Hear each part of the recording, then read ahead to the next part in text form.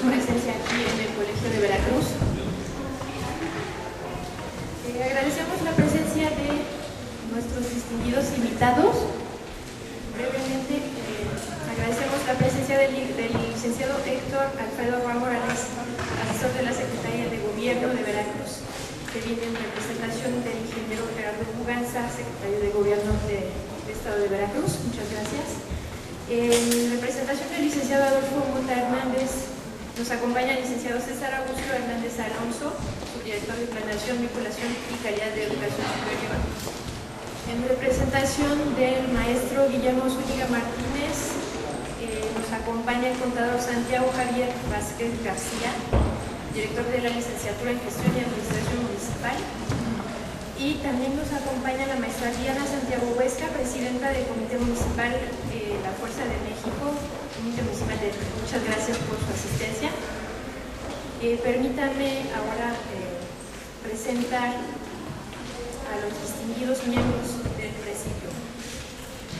Hoy, para esta conferencia del doctor Pablo Rojas, titulada Democracia Electoral e Inmediatez, recibimos al magistrado Daniel Ruiz Morales, presidente del Tribunal Electoral del Estado de Veracruz, el maestro Eugenio Vázquez Muñoz, director general del Colegio de Veracruz, el doctor Jacobo Domínguez Budini, consejero electoral del Instituto Electoral Veracruzano, el maestro Rubén Ricaño Escobar, director ejecutivo del Centro Municipalista para el Desarrollo,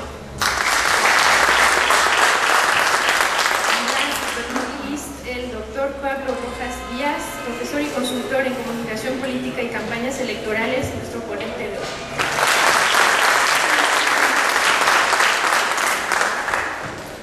A continuación nos dirigirá un mensaje el director general del Colegio de Veracruz.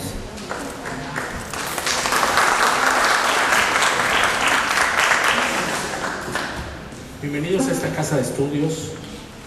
A nombre del gobernador Javier Duarte de Ochoa, les damos la bienvenida al Colegio de Veracruz. Y recuerdo la frase de Baltasar Gracián que decía que lo bueno, si breve, es doblemente bueno. Y el día de hoy venimos a escuchar al doctor. Quiero decirles que nos complace mucho su presencia, que en esta nueva etapa del Colegio de Veracruz estamos decididos a reforzar los lazos de toda la comunidad educativa, investigadores, maestros, alumnos y todo el personal que aquí laboramos con la sociedad veracruzana. Y pocos temas tienen tanta relevancia en este momento como el tema electoral, entendido como una manera de forjar mejores ciudadanos, entendido como una manera de forjar una democracia rendidora de cuentas, una democracia donde el ciudadano no solamente sea un objeto pasivo, sino realmente el ciudadano sea activo, donde el ciudadano sea entendido como el centro de todas las políticas públicas, no meramente como un proceso transitorio donde se le lleva las urnas y no se vuelve. Ahora, las tecnologías de la información, como lo dijo ayer el gobernador Duarte, permiten que los ciudadanos estemos en contacto permanente y evaluando día a día las acciones de gobierno. Es decir, más allá de que haya reelección o no reelección, que es un tema polémico, los ciudadanos estamos todos los días confiriendo o retirando nuestra confianza a las autoridades electas. Sin más, por el momento, agradezco la presencia de todos, del consejero Ayer, del magistrado presidente, de Rubén, muchas gracias por tu confianza en el colegio. Doctor, es usted bienvenido a una casa de estudios donde estamos comprometidos con la excelencia. Bienvenidos todos.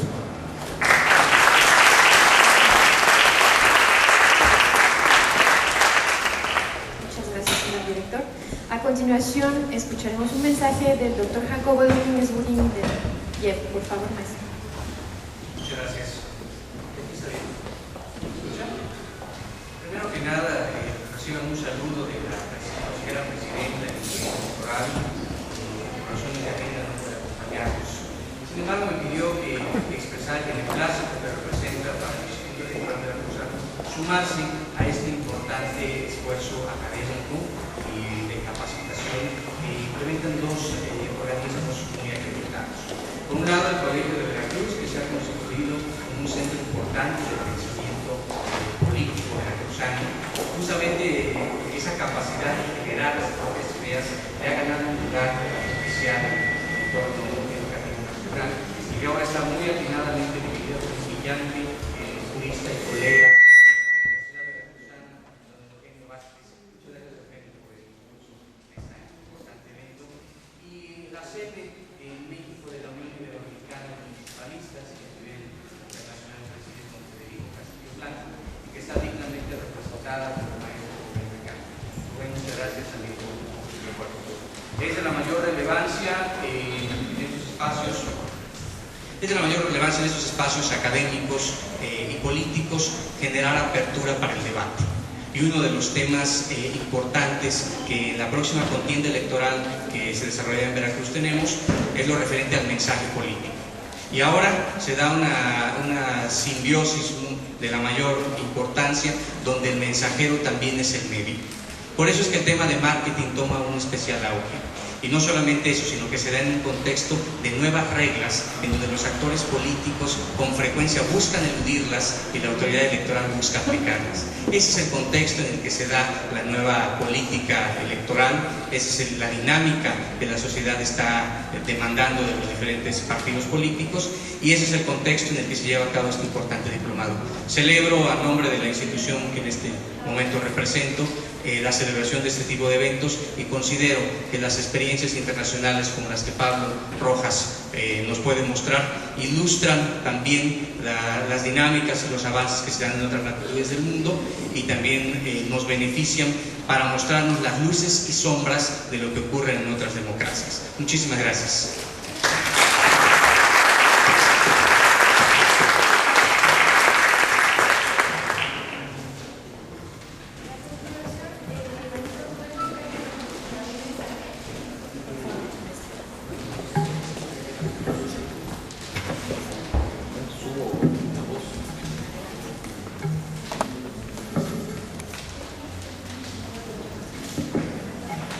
Muy buenos días tengan todos ustedes. En primer lugar, agradecer la presencia.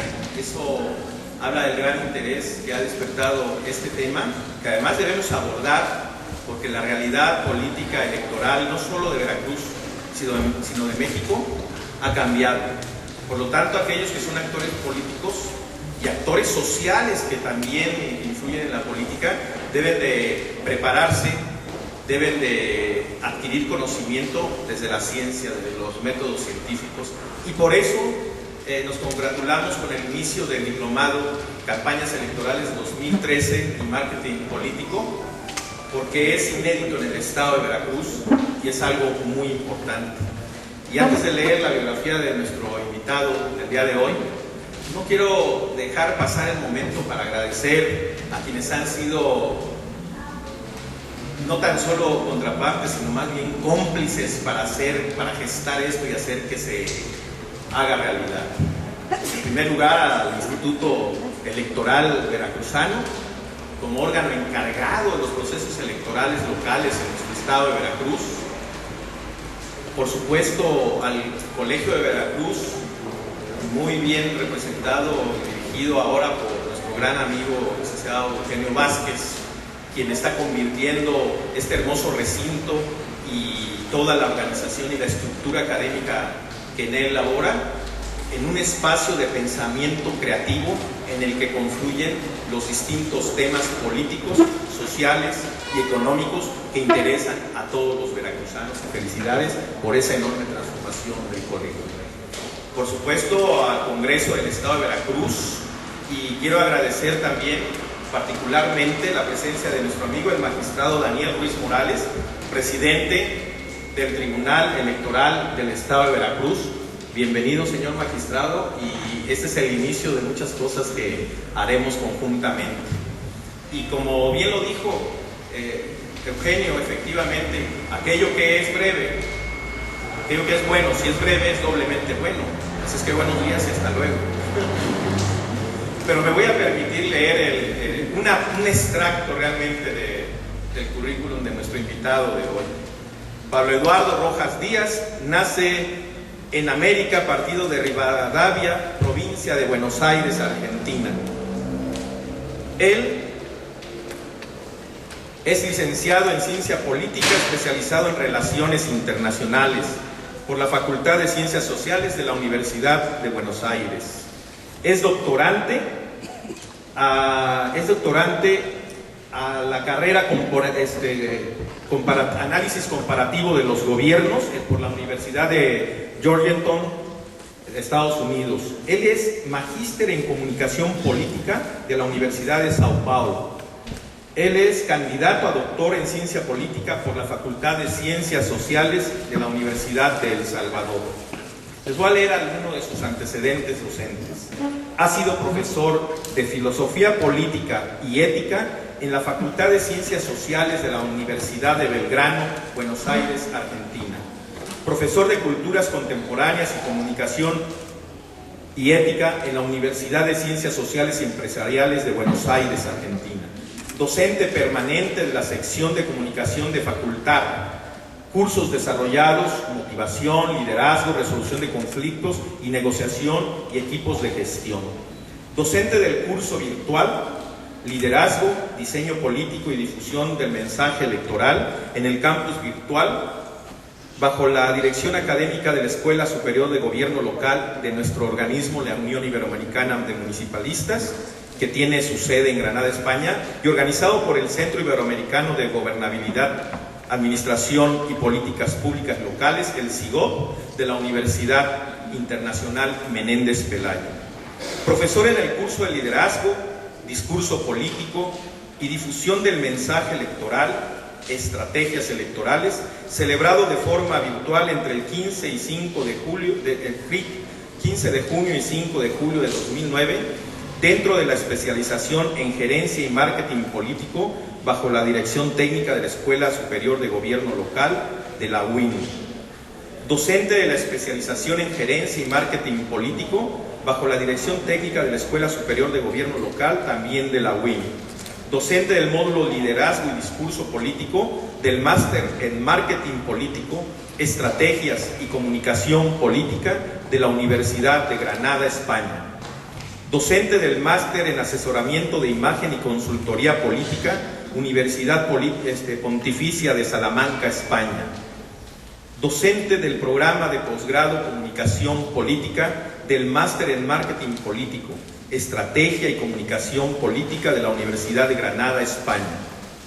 Docente del módulo Taller Campañas Electorales y Estrategias Políticas del Máster Interuniversitario de Marketing Político, Estrategias y Comunicación Política de la Universidad de Granada. Ha sido también docente en la edición 2007-2008 del Máster de Asesoramiento de Imagen y Consultoría Política de la Facultad de Comunicación de la Universidad Pontificia de Salamanca, España. Profesor en la actividad académica, el proceso político de Argentina después de la crisis del 2001, en noviembre, en la ciudad de Houston, Texas, por el Colegio de Artes Libres y Ciencias Sociales de la Universidad de Houston.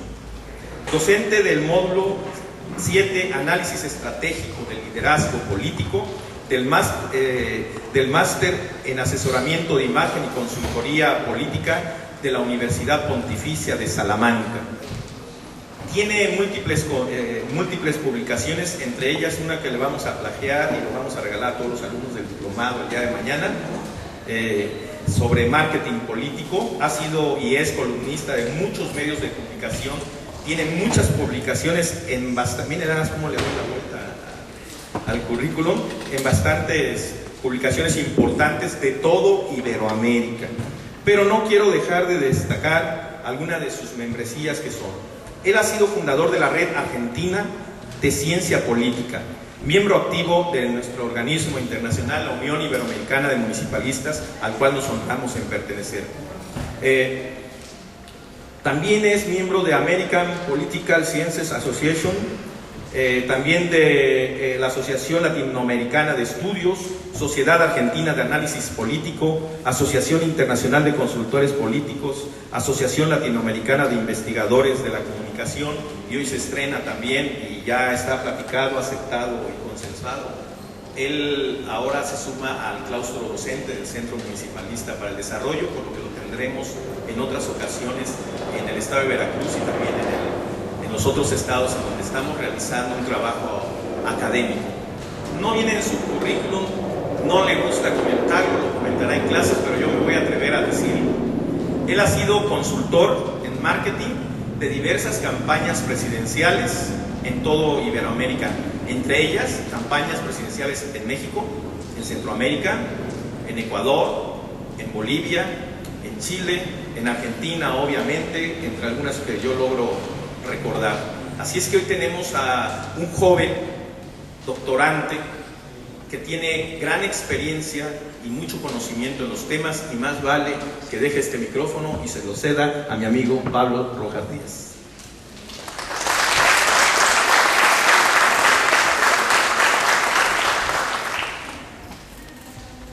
Buenas tardes a todos.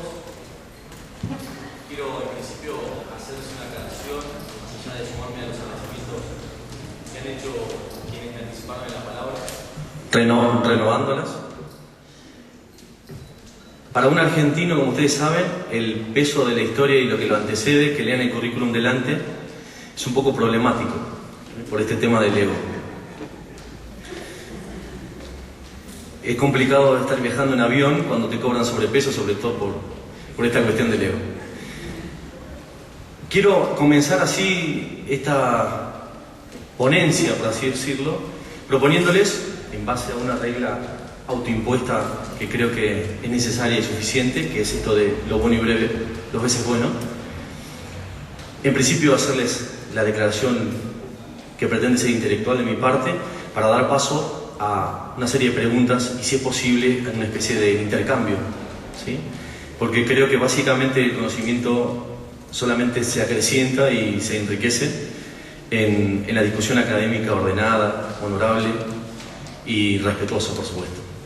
También aclararles que para mí es un honor que la máxima autoridad del Estado en términos electorales esté sentado junto a mí, ¿sí? Una cuestión que no sé cuántos politólogos académicos me acompañan, muchos, que bueno, eso me hace sentir como en casa.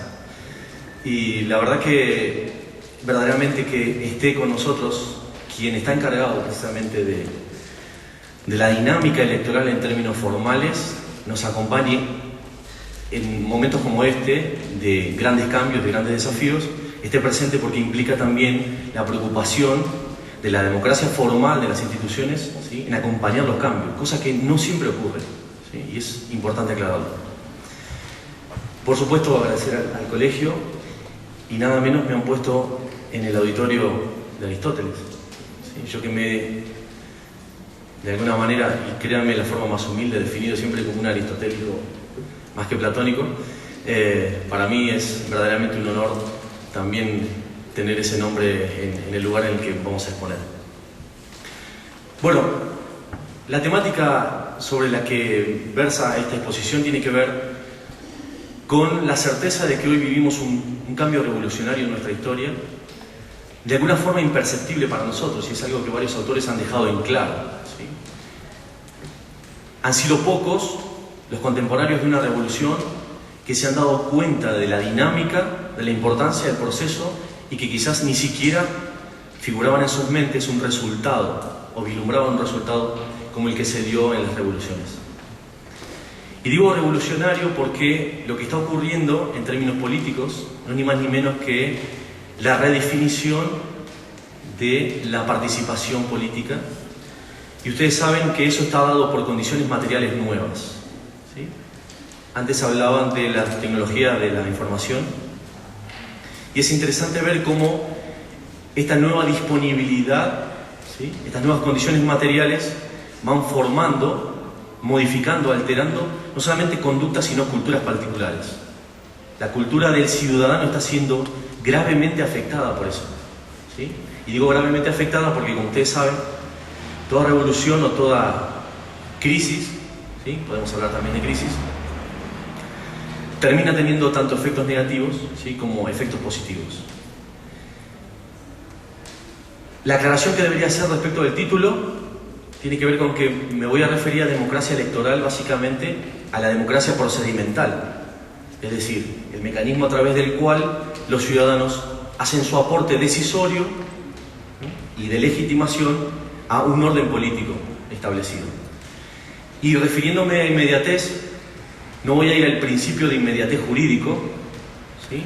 Que prioriza o de alguna manera valora sustancialmente la declaración de los partícipes de un hecho en primera instancia, sino que me referiré a este nuevo valor o disvalor, dependiendo de quién sea el teórico que lo trate, de la inmediatez como un fruto necesario, ¿sí? Como una nueva necesidad humana de estar al tanto y participando de la realidad, ¿no? Esta sensación de estar incluido. Ustedes saben que el no estar incluido para los seres humanos es similar a la misma muerte, ¿sí? La no participación, el aislacionismo, no es nada más y nada menos que la muerte social.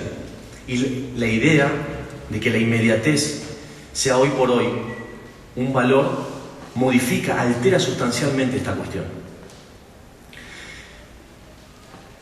Mi amigo Rubén antes decía con muchísima generosidad, un joven, refiriéndose a mí, lo cual dudé al principio, y traigo esto de la juventud por una cuestión que tiene que ver con los cortes que está sufriendo la sociedad respecto de la distancia que existe en las relaciones con las nuevas tecnologías, con las nuevas condiciones materiales.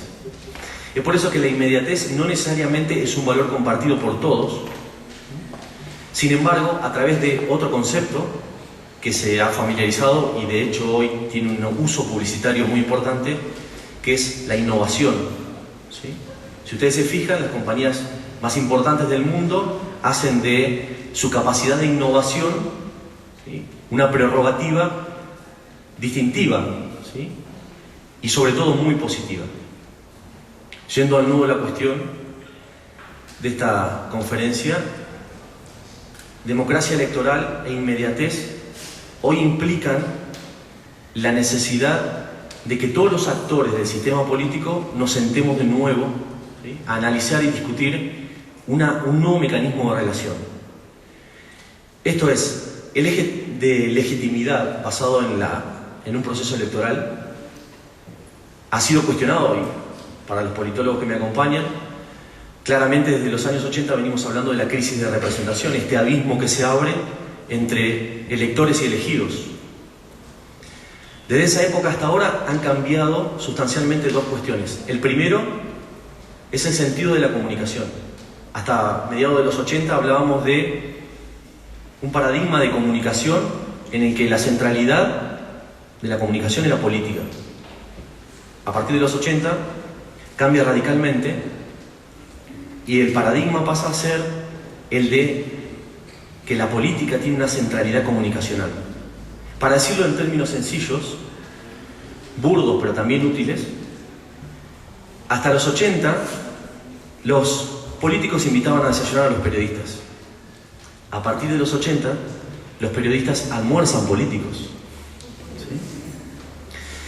Y esta fue quizás el cambio necesario para que comenzara esto que yo les propongo a ustedes como una revolución, en la que solo estamos en el comienzo, ¿sí? Y déjenme ser optimista en tal sentido, ¿sí?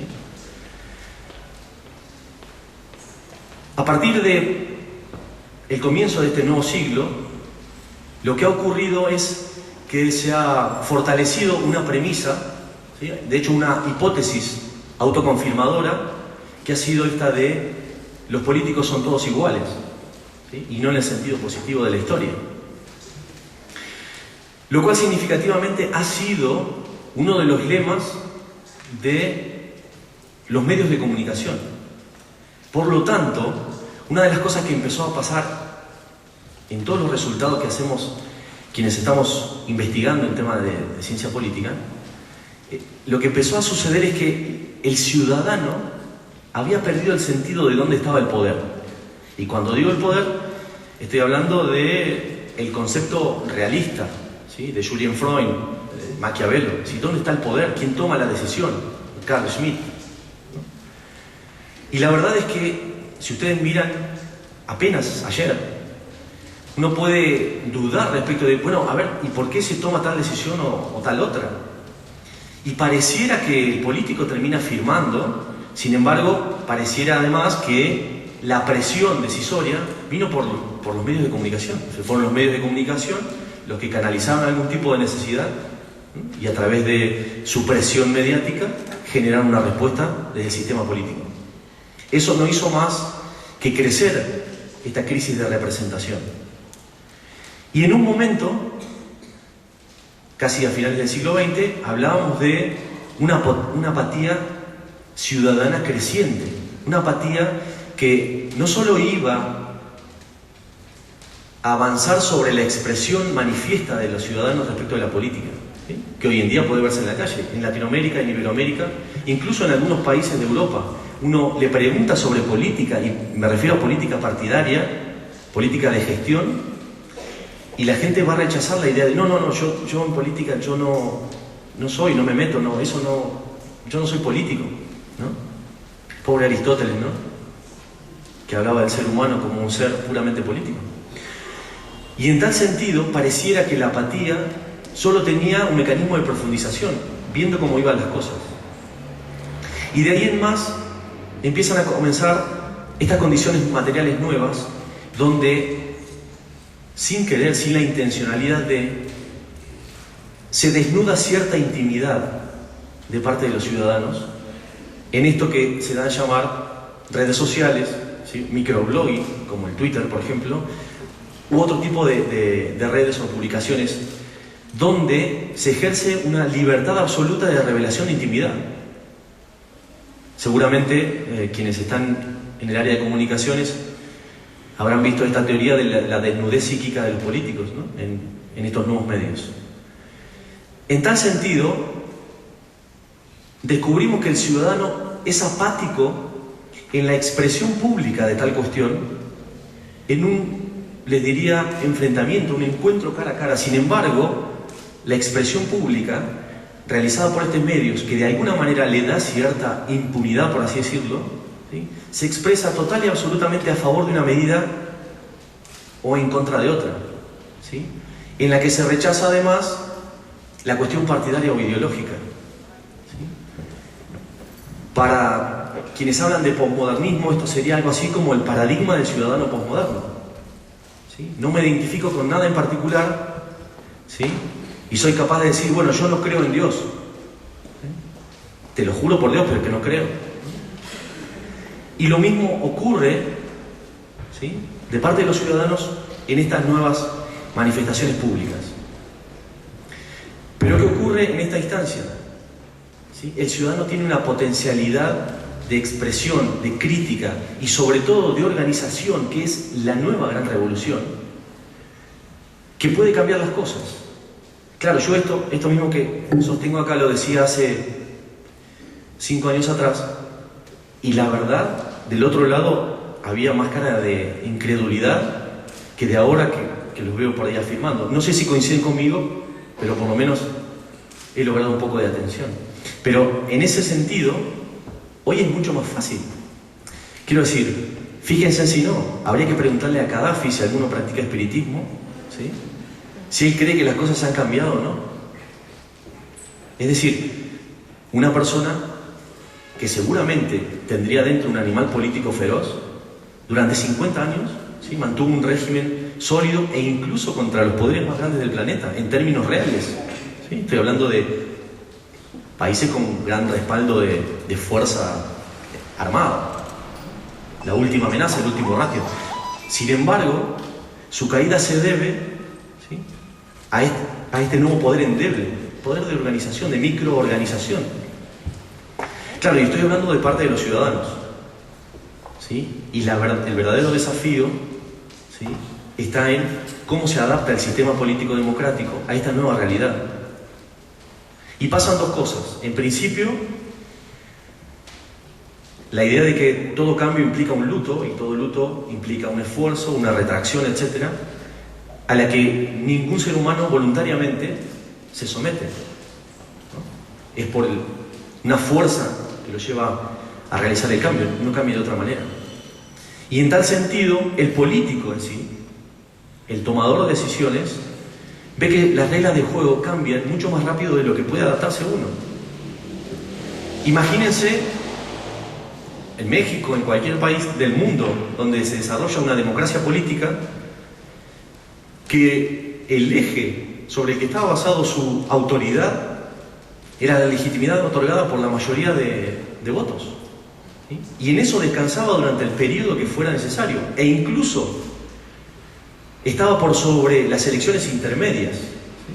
Donde había cierto tipo de creciente, inclusive en la historia lo van a ver, las elecciones legislativas intermedias, incluso las locales, se volvían como una especie de referéndum, ¿no?, de políticas nacionales y demás. Sin embargo, lo que ocurre hoy día a día es que la demanda es inmediata, es en el hoy, en el ahora. Hay una construcción permanente de gestión de la legitimidad. Y para eso, no solo no tenemos preparado mecanismos de absorción de demandas, ¿sí? Demandas que, por cierto, tienen una particularidad muy importante. Por ejemplo, grupos ecologistas de Veracruz, ¿sí?, no solo articulan demandas conocidas, reconocidas por los mismos integrantes de Veracruz, sino que además están conectados con otros grupos en el mundo, ¿sí?, y terminan teniendo un poder político, ¿sí?, muy importante. Ese tipo de demandas todavía no han sido canalizadas, absorbidas dentro del sistema político, y de alguna manera comienzan a mellar no solamente a los políticos, sino también a los medios de comunicación. Y les quiero confesar, perdónenme en este aspecto, voy a salir de la parte académica para meterme a lo fenomenológico. Consideren que en parte estoy sentado acá, creo yo, también de una responsabilidad como consultor en marketing político. Una de las cosas que a mí me sorprende mucho de Veracruz es la titularidad o la titulación en los medios escritos de Veracruz. Es decir, es el único lugar del mundo, al menos al que haya asistido, donde el mismo título editorial se replica en todos los medios, escritos. Y es interesante, en un sentido, puede ser preocupante en otro. No me voy a meter en la parte preocupante, sinceramente, porque desconozco el trasfondo de eso y obviamente no voy a desacreditarme delante de ustedes en ese sentido, haciendo un análisis sobre el trasfondo que desconozco. Sin embargo, también puede verse, en un ejemplo muy local, que la ciudadanía empieza a cuestionar no solamente al político, sino también a los medios de comunicación. ¿Sí? Esto tiene mucho que ver también con esta nueva idea que Rorty enunció hace muchos años, el filósofo, diciendo de que la primera independencia que hubo fue la de Dios, o sea, como la filosofía, a través de Nietzsche y quienes lo siguieron, en algún día anunciaron la muerte de Dios, y Rorty dice: a quien estamos próximamente velando es a la verdad. ¿Sí? Esta conjunción un tanto ecléctica que estoy haciendo respecto de esta nueva realidad presenta el desafío de una nueva dimensión de autoridad. ¿Sí? Los sistemas hoy electorales, básicamente la democracia electoral, sigue siendo la función principal a través de la cual nosotros elegimos a quienes van a tomar decisiones públicas. Ahora, quien toma decisiones públicas hoy tiene un margen de maniobra estrictamente diferente a cuando pensamos el sistema electoral en tal sentido. ¿Sí? Es más, ustedes recuerden que la democracia electoral no solamente está atada a mecanismos puntuales, sino que también está atada a periodos, a mecanismos de auditoría. ¿Sí? Cuando yo les hablo de revolución, estamos hablando de una revolución que va a afectar íntimamente a todas las instituciones formales. ¿Sí?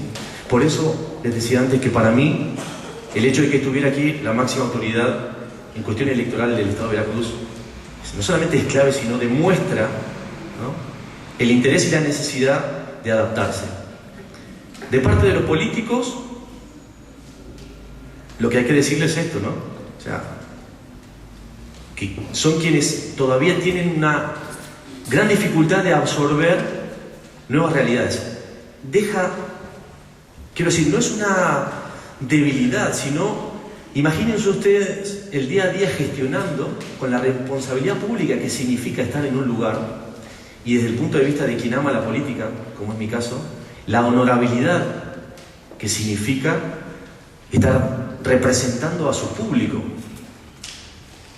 Desde el punto de vista más griego y puro que se puedan imaginar, lo digo, ¿no? Y ahí me vuelvo un poco platónico. Desde ese punto de vista, es difícil pensar hoy que pueda adaptarse a la nueva dinámica de comunicación, a que pueda gestionar demandas que ya no vienen por referentes del partido o que vienen por representantes de organizaciones civiles tradicionales. Hoy la demanda me la hace vía Twitter y en mi nombre. Dice Pablo Rojas, usted se equivoca en priorizar el asfalto en tal barrio y no en tal otro. ¿Sí? Y así como él, ¿sí?, una persona, ciudadano común, e incluso que a veces no tiene todavía la edad para votar, ¿sí?, comienza a replicarse, ¿no? Y es solo el principio. Yo creo que la ciudadanía empieza a tomar nuevamente conciencia, ¿no?, de esta idea de demos y de kratos, la idea de que el poder le pertenece al pueblo, ¿no?, y lo manifiesta, ¿sí? Les quiero aclarar que no soy de quienes son optimistas con esta idea de poder, bueno, votemos desde casa, ¿no? A través de internet solucionamos todo el problema. No estoy en esa escuela, no estoy parado donde Castells. Pensar eso es pensar en una adaptación de un modelo. Estoy hablándole a ustedes de una revolución, de un cambio radical de la cuestión, ¿sí? Ya ha habido cambios similares asociados, ¿no? Con esto de ¿qué vale más? ¿Sí? ¿Una supercomputadora o la fórmula de Coca-Cola escrita en papel higiénico? ¿Ustedes por qué pagarían más? Claro, nada ya se mide por lo material. Lo simbólico tiene valor propio, ¿sí? Vale más una marca que el producto en sí. La calidad está asociada con la marca y no necesariamente con el sabor del producto. Ese cambio radical está llegando a la política. Lo importante de esto es que podamos discutirlo. Yo soy un optimista. Algunos amigos me dicen que soy un pesimista mal informado, como se podrán imaginar. Sin embargo, lo que se ve claramente es que hay una recuperación de la discusión pública. Claro, no es el ágora griego, es Twitter, Facebook, es redes similares, ¿sí? Pero esta nueva condición material ha permitido que haya una recuperación del ciudadano como tal, pero no del ciudadano tradicional aislado, ¿no? Es un ciudadano que habla en red. Seguramente todos ustedes conocen el diagrama de redes, ¿no? Esto de la red centralizada, que representa algo así como un modelo feudalista, ¿no?, donde hay un centro y radia hacia diferentes puntos. Lo que se llama la red democrática, esto de liderazgos representativos parciales, ¿sí?, que se sujetan a otros liderazgos y así sucesivamente. Hoy estamos hablando de una red simétrica, donde no importa la capacitación que tengas, no importa el cargo que tengas, ¿sí?, puedes expresarte. Y esa expresión se puede exponenciar, se puede multiplicar en tantas voces, ¿sí?, que podrían incluso terminar con un régimen, ¿sí? Y retrocedo un poco en este optimismo que les decía antes, porque claro que el hecho de que ustedes estén aquí presentes, más allá de si la exposición es buena o mala, implica una preocupación, y por ese lado viene mi optimismo, ¿sí? La idea de que el ser humano tiene la capacidad, hoy lo hablamos con mi amigo Flavio, tiene la capacidad de, cuando está llegando al momento donde se ahoga, donde el agua le llega aquí, ¿no?, tiene la capacidad de adaptarse, de cambiar radicalmente, ¿no? Desde el punto de vista incluso ecológico, uno puede ver eso, ¿sí? Quiero decir, yo sigo siendo un hombre de Neandertal respecto de mis hijos de 6 años. tiro una cáscara de banana donde van los plásticos en casa, ¿sí? Y soy reprochado como si fuera mi madre la que me lo dijera. Ese tipo de cosas, ¿sí? Esta difusión de conocimiento también genera muchas amenazas, ¿sí? Y la amenaza viene dada precisamente por la inmediatez. Democracia e inmediatez es una relación que tiene mucho de beneficioso, pero también tiene mucho de perjuicio.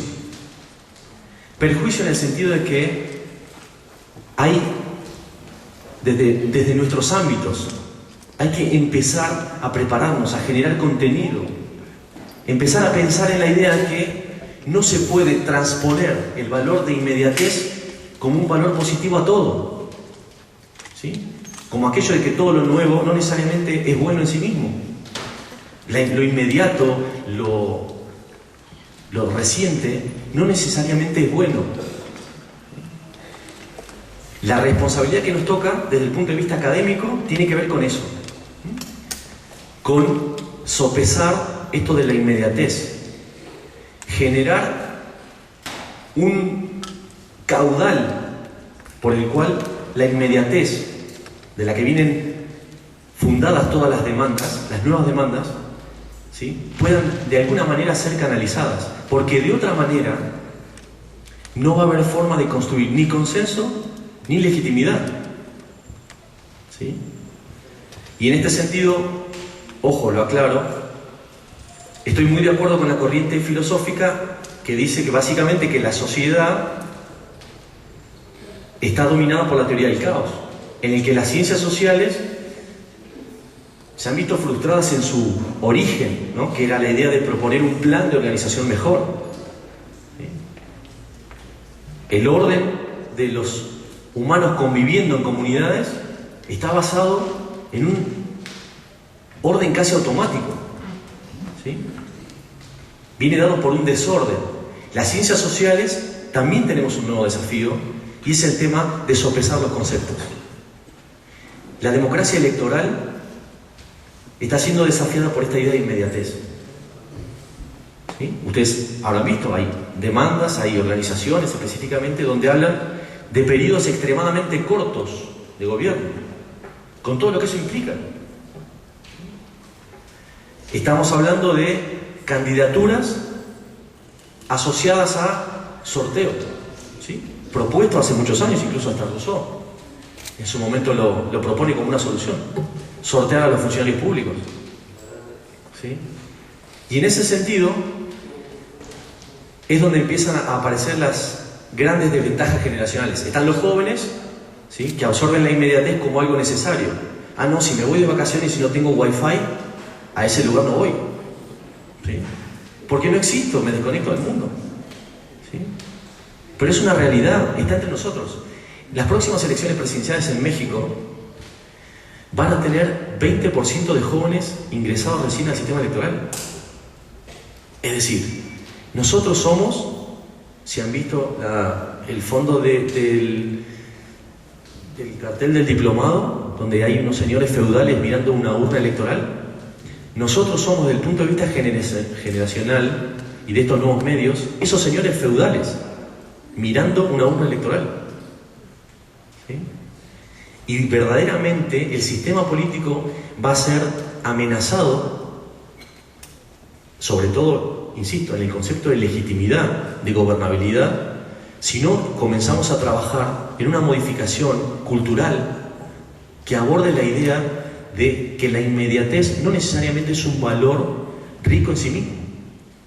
También, por supuesto, deberán aparecer lógicas de gestión capaces de absorber más rápidamente demandas, ¿sí?, de estas redes que se articulan rápidamente pero que también desaparecen rápidamente, ¿sí? Para no aburrirlos más y haciendo que esto sea breve, no necesariamente bueno, quería dejarles simplemente una última reflexión, y esto viene del lado del consultor. Perdónenme de repente si he sido no tan academicista o demasiado y les traigo ahora al consultor, al fenomenólogo, ¿sí?, al que utiliza todas las variables posibles para ganar una elección electoral, para mantenerse en el poder, etc. ¿sí? A donde honramos a Maquiavelo en el buen sentido, que por ahí no tendría que aclarar acá porque bueno, si hay varios politólogos sabemos de qué se trata, ¿no? Pero una de las cosas más importantes que está ocurriendo desde el punto de vista político es una nueva moneda. Hay una nueva moneda de cambio en las interacciones sociales, ¿sí? No es el dólar, no es el peso mexicano, mucho menos el peso argentino. Es la atención. La atención es la moneda de cambio del mundo que se viene. Y es importante que los políticos absorban la idea de que la atención, en términos comunicacionales, es la moneda de cambio. De hecho, yo no soy quien para decir cómo va a terminar esta revolución que vaticino o que digo que ha comenzado. Pero seguramente, en el corto plazo, lo que sí hay que empezar a manejar es la idea de la atención, el atencionalismo, como un nuevo modelo de intercambio. Si yo capto la atención de alguien, he logrado el 50 o 70% de mi objetivo. Claro, ustedes me dirán, bueno, pero es relativamente sencillo, ¿no? Un argentino aquí se sube a la mesa, se empieza a quitar la ropa y ya la atención la tiene, ¿no? Pero no sé si considero lograr el objetivo. No. Esto está basado en la idea de cada cosa en su lugar y en su momento preciso. La atención, insisto, va a ser la moneda de cambio en un mundo en el que, y les ofrezco que hagan la experiencia, salgan aquí a la calle, en un mundo donde hay 1 millón de mensajes cada 15 minutos. ¿Sí? Caminar solamente por la plaza aquí de Jalapa, ¿sí? Rápidamente uno es desbordado por las imágenes publicitarias, como en cualquier lugar del mundo. Es decir, eso va más allá ni hablar si se ponen auriculares, ¿verdad? Y empiezan a escuchar radio. ¿Sí?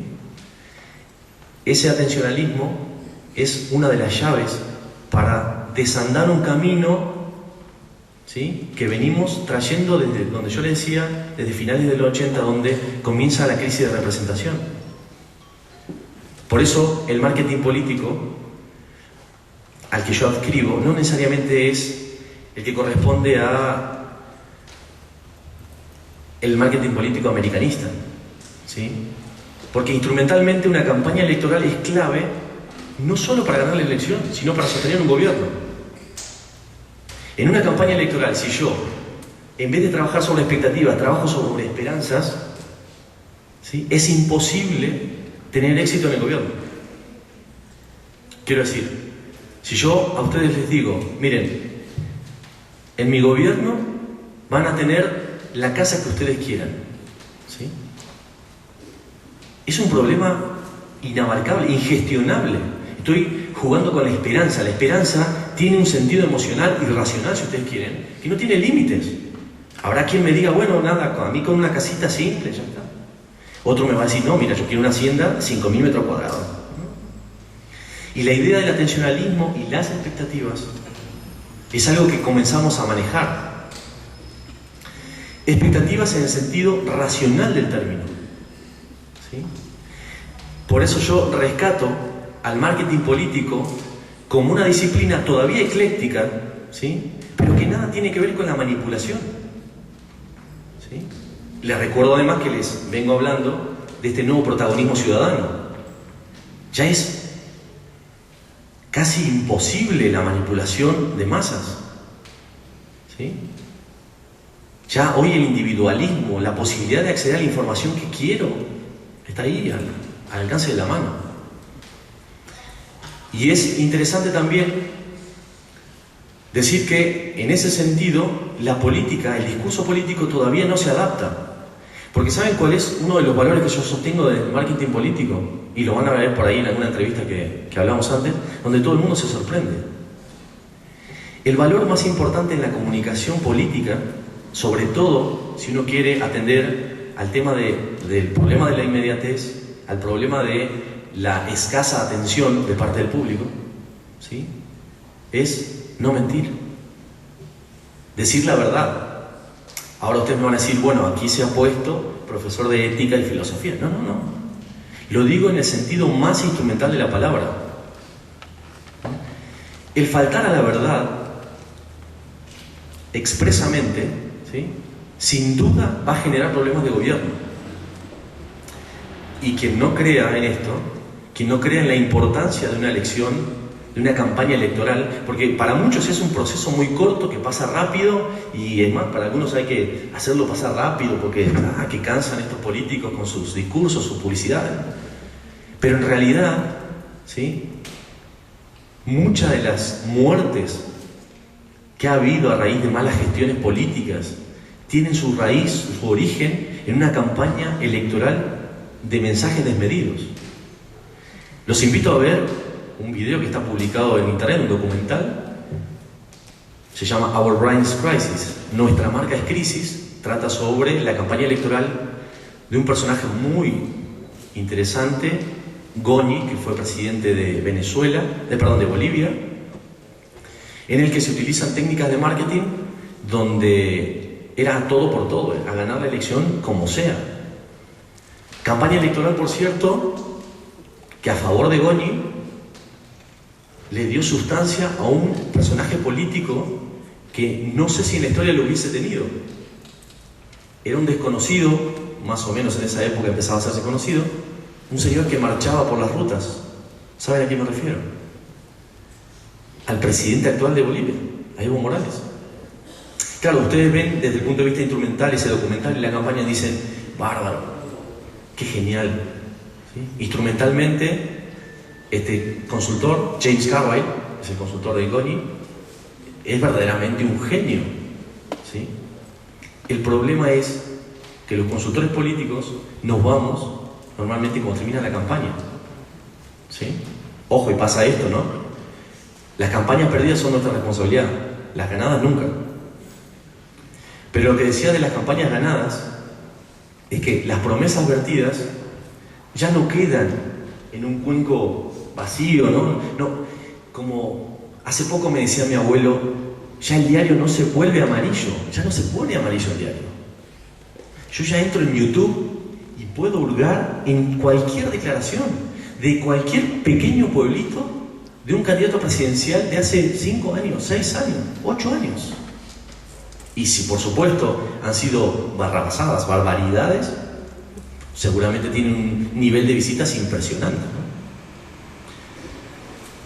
Con esto quiero cerrar para decirles que posiblemente algunos de ustedes se hayan construido en su cabeza un escenario nuevo, caótico, y la verdad que en cierta medida es caótico, ¿sí? Sobre todo, no sé qué pensará y espero que tenga una oportunidad para expresarlo. Desde el punto de vista de una institución que vigila los procesos electorales y tiene la obligación de hacerlos transparentes y demás, de ver cómo esto va a cambiar y afectar todo esto. Y para algunos dirán, uy, bueno, el desorden implicará necesariamente más cosas malas que buenas, ¿sí? Y yo, sin embargo, como les dije desde un principio, soy optimista y creo que las cosas van a cambiar y para mejor.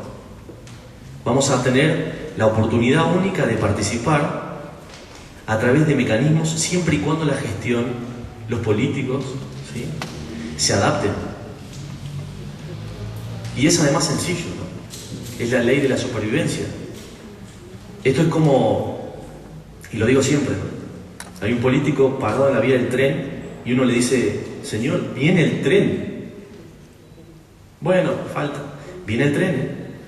Bueno, falta. Y termina siendo arrollado, ¿no? O sea, o se cambia o nos arrolla el tren, ¿sí? En ese sentido, bueno, quiero cerrar mi exposición. Ojalá que tenga la oportunidad de que lo que sigue sea lo importante y podamos intercambiar preguntas, consultas, opiniones incluso. Y vuelvo a decirles que para mí es verdaderamente un honor. Les recomiendo, como siempre, el vicio que tenemos los políticos de andar repartiendo títulos de libros. Les recomiendo un libro que se llama Netocracia, escrito durante los años 90, se llama Netocracia, complejo, difícil de conseguir, pero que está por ahí, escrito por 2 suecos, empresarios de medios de comunicación,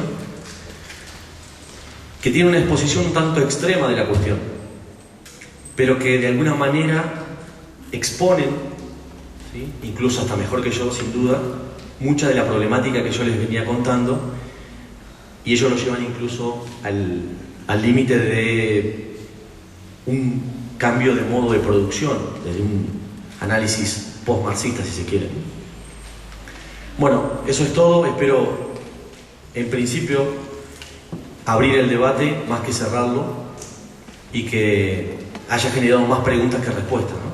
Como siempre decimos quienes ejercemos la docencia, el amor por la actividad tiene que ver con eso, ¿no? El perfeccionar las preguntas más que entregar respuestas. Muchas gracias.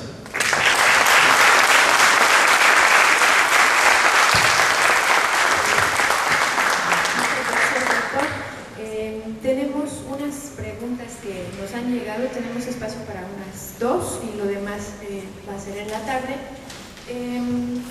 Primero, de Mireya Lara Gutiérrez: es claro que la tecnología cada día nos rebasa, incluso en el ámbito electoral. ¿Cuáles serían las desventajas de que en nuestro país se realizara una votación electrónica con huella digital? ¿El nombre? Mireya. Mireya, ¿dónde está Mireya? Por ahí. Ah, Mireya, muchas gracias por la... Como argentino nosotros decimos Mireya, ¿no? ¿Sabes? La rubia Mireya es un gran tango.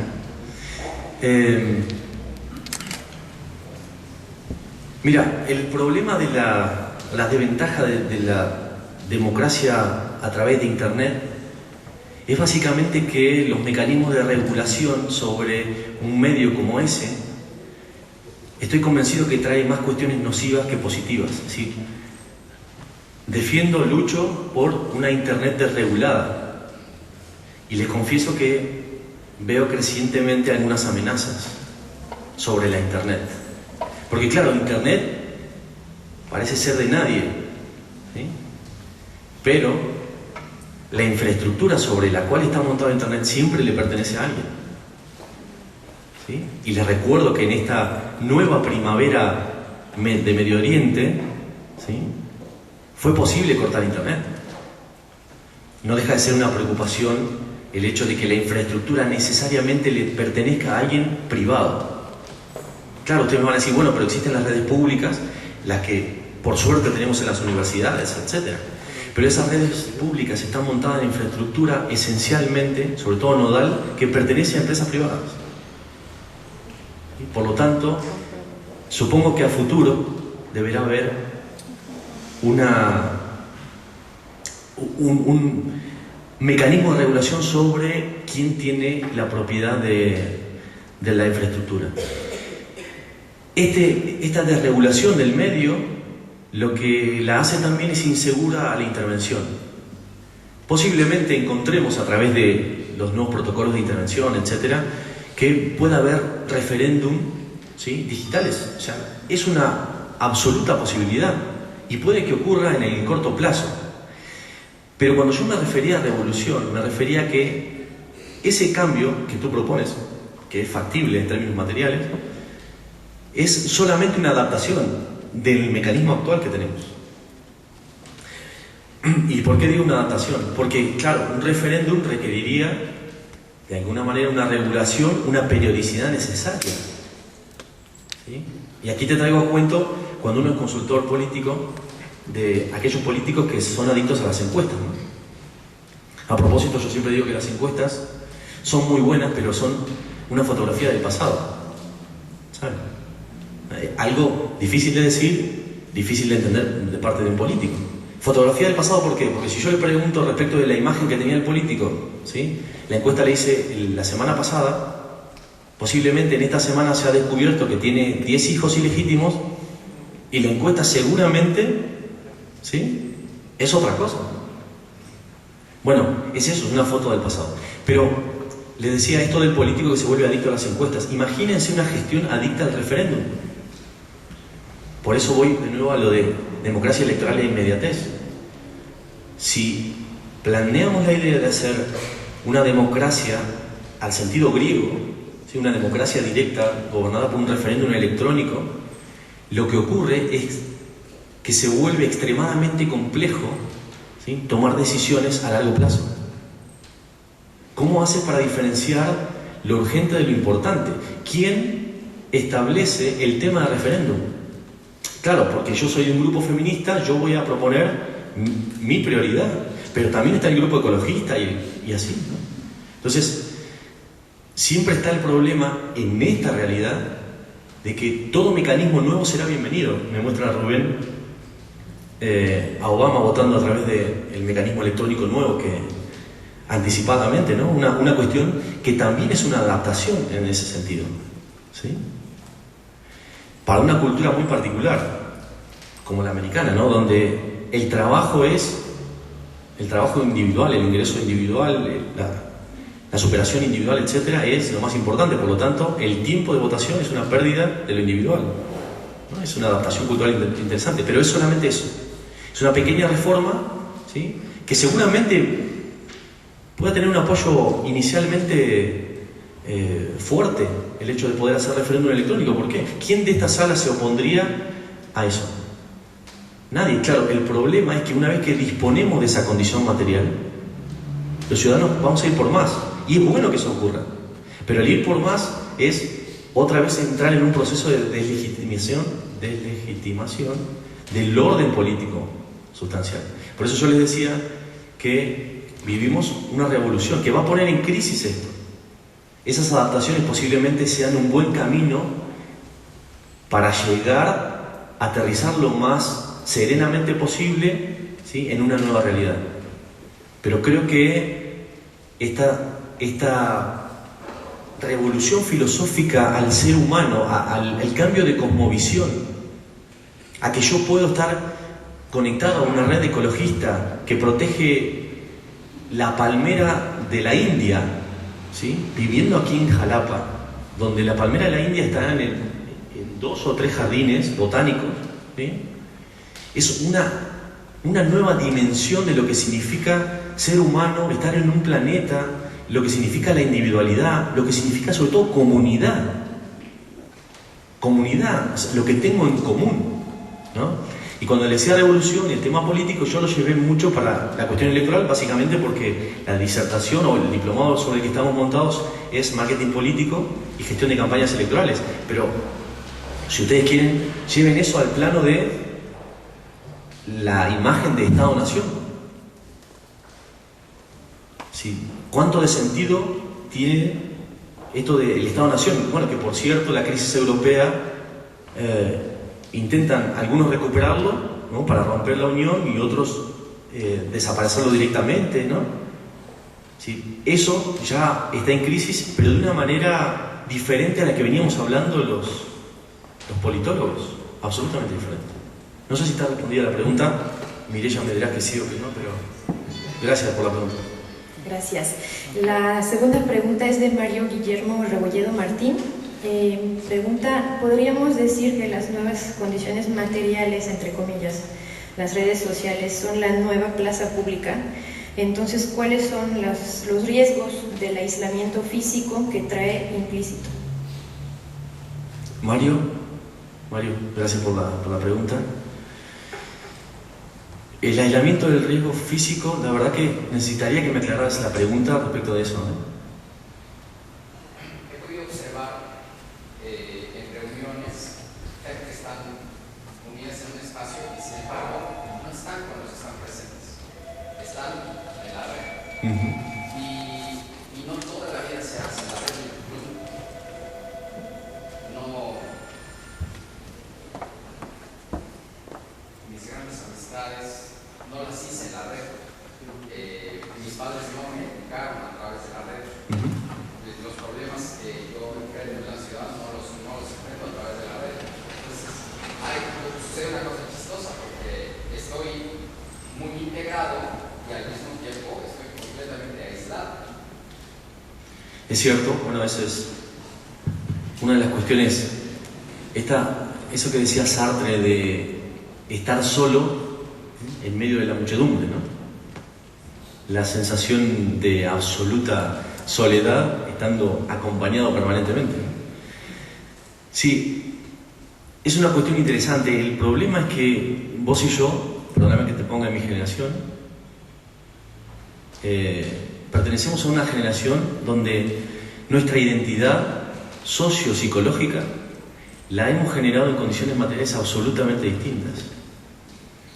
Fíjate que no nos conocemos, si compartiéramos un café, empezamos a charlar, seguramente encontraríamos cosas en común y sería nuestro principal mecanismo de asociación humana, por así decirlo. Si te fijas hoy en los niños, su aislacionismo físico o aislación física que tienen no les ha impedido generar mecanismos de asimilación de cuestiones comunes y a quien consideran verdaderamente amigos. Se desnudan con todos los peligros que se implican, ¿no? Eso, en un sentido, ciertamente es negativo, digo, ¿no? Porque yo, digamos, que trabajo en comunicación, yo básicamente entreno, he estudiado neuropolítica, nuevo campo de la biología y de la ciencia médica, ¿no? Donde el cómo es más importante que el qué, o sea, el qué decir es menos importante. Yo puedo mentir fabulosamente, pero lo digo de una forma tan divertida que, bueno, ¿qué importa, no? En ese sentido es donde se va a empezar a perder riqueza en el lenguaje. Claro, si yo te escribo un mensaje de texto estando a estos metros y te digo, qué buena pregunta, ¿no? El tono sería más importante. Yo te puedo decir, qué buena pregunta, ¿no? Voy a decirte, qué pregunta. Que es un sentido distinto. Eso no se maneja. Sin embargo, es una limitación generacional. Desde la neuropolítica hemos descubierto además que nuestras decisiones están basadas en cuestiones emocionales. Vamos, que ya hemos roto la idea de que la racionalidad humana, sí, es muy acotada, ¿sí? ¿Por qué compra uno el vehículo que compra? No, bueno, porque me gustó. A ver, pero si yo quiero un vehículo para que me lleve de aquí hasta aquí, ¿sí? ¿Por qué elijo una Ferrari y no un auto común? Bueno, es un gusto que siempre quise darme, te da estatus social, las chicas se me acercan un poco más, ¿no? La suegra no quiere subir, todas las cosas buenas. Sin embargo,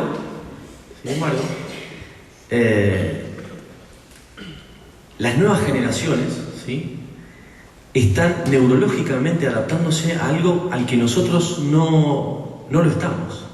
Cuando yo les decía antes esta nueva moneda del atencionalismo, se los contaba también como, casi les diría, una anécdota del presente. ¿O ustedes no han visto acaso, bueno, sobre todo los hombres, ¿no? Porque las mujeres son más de hacer varias cosas a la vez, ¿no? Pero hoy los niños, independientemente del sexo, son capaces de simultáneamente poder ver una serie de televisión, estar en Facebook, jugando un juego electrónico y haciendo otra cosa más. Y cuando ustedes ven las imágenes que esos cerebros le muestran a los médicos, es absolutamente increíble. ¿Sí? El cerebro humano es maleable. ¿Sí? Y eso implica necesariamente que, hasta te podría decir, siendo un positivista, que no lo soy, pero digo, estamos hablando de casi una nueva especie de humanos. ¿Sí? Pero es cierto lo que tú dices, para nosotros representa a veces más perjuicio que beneficios. ¿Sí? Vamos, que está quien que alguno de mis amigos que espera de mí un trato fraternal permanente, ¿no? Estos amigos que uno tiene demandante, que, bueno, que nos vamos a encontrar una vez por semana por lo menos, qué sé yo. Claro, yo viajo, me voy a México, después de aquí me voy a Colombia, y ese amigo, que claro, no puedo tomar ahí una cervecita con él una vez por semana, me demanda por Facebook, me dice, no me escribe ni un mensaje. Yo no pertenezco a esa generación. Sin embargo, hay gente que se ha adaptado a eso, incluso demanda eso, y los jóvenes, sobre todo los niños, en ese sentido ha cambiado la conducta. ¿Por qué te digo esto? Porque para nosotros tiene necesariamente una connotación negativa, como lo habrá sido en su momento la idea de enseñarle a leer a todos. Que vamos, que la imprenta, ¿no? Que el lenguaje escrito, ¿sí?, fue un medio de poder, de creación de elites, de mantenimiento del status quo. Cuando alguien dijo, vamos a enseñarle a leer a todos, imagínate, esto va a ser un desastre, un perjuicio, imagínate todos sabiendo todo, ¿no? Algunos no tienen por qué saber, esas cosas que todavía se escuchan, ¿no? Bueno, creo que estamos, por eso hablaba de revolución. Que, insisto, no tiene que ver específicamente con Twitter o Facebook, es las condiciones materiales. Si estás en un bar y le preguntas a cualquiera, ¿qué opinas de lo que está haciendo el alcalde en tal cosa? Ah, no, mira, yo no quiero entrar en discusión política, te va a decir. ¿No tienes Twitter? Sí. ¿no? Dámelo en tu cuenta. Si empiezas a seguir, ahí empiezas a ver, ¿no? Aquí el alcalde se equivoca, la verdad lo felicito al alcalde por esto, ¿no? Ahí lo tienes. O sea, en ese sentido es un cambio filosófico de la forma en la que los humanos nos comunicamos, que además nos dimensiona, nos pone en otra posición. ¿Sí? No sé si responde tu pregunta en ese sentido. A nosotros, generacionalmente, nos quita de la situación de confort, ¿no? Eso es real. Muchas gracias. Guardamos las demás preguntas para la clase de la tarde y ahora se le entregará un reconocimiento al doctor Pablo Rojas de parte del director del Colegio de Veracruz, maestro Eugenio Vázquez Muñoz.